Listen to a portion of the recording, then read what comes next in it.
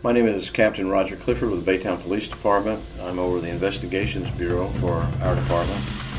We learned yesterday on the 28th that a Harris County jury handed down a guilty conviction on a former Baytown police officer by the name of Jon Fitzgerald, who was arrested for official oppression. That whole case stemmed from a incident in which the officer at the time, Jon Fitzgerald, was pursuing a fleeing motorcycle that had a male driver and a female passenger on the back of the motorcycle. There were other officers and some supervisors who got involved in that chase. At the conclusion of the chase, officers reported that the supervisors actually that were on the scene witnessed what they believed was inappropriate and abusive behavior by Officer Fitzgerald as he repeatedly slammed the motorist's head against a concrete curb which he had fallen against. All of that was turned over to the Internal Affairs Division of the Baytown Police Department. It was fully investigated. The information that they received in their investigation was turned over to the Harris County Public Integrity Unit for Harris County, which resulted in charges being filed against our officer. Yesterday, after a trial, there was a guilty verdict that was handed down after a short deliberation by the jury.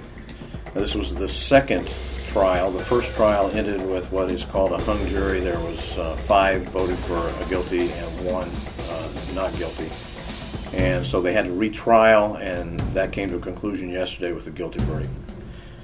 On behalf of the Baytown Police Department and the Chief of Police for the city of Baytown, it's very difficult when any of the officers who wear the badge that we have sworn to uphold and protect the laws and ordinances of the city of Baytown, the state of Texas. Whenever an officer abuses his authority, that's a terrible mark on all police officers everywhere.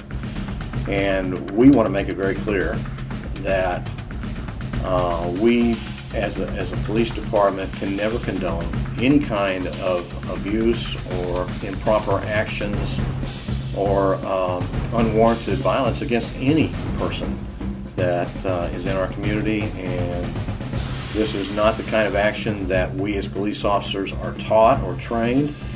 It is certainly nothing that we would condone here at the police department, and there's just no place for that in law enforcement, and I think that quite clearly the guilty verdict is a testament to that fact.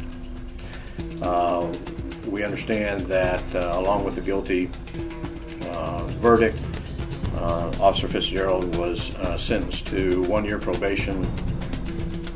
He also had to write a mandatory letter of apology to the victim that he abused. And also, he lost his TCLOS license to be a police officer in the state of Texas. And again, it's a sad day when a police officer is charged with a crime and then found guilty. But at the same time, everyone must be held accountable for their actions, and we would never be able to tolerate that kind of action from any of our police officers. And we want everyone to know, and the chief wants people to know that we're here to enforce the laws, but we're also here to protect the public, and we never want to do that by abusing our authority. So we're very sorry that this happened, but it's a page that's a chapter that's finished, and we will go forward. We'll use this as a learning tool that no one's above the law, and because of that, we know that we will strive always to gain the trust of the citizens, because it's a sacred trust, and we hold it very dearly.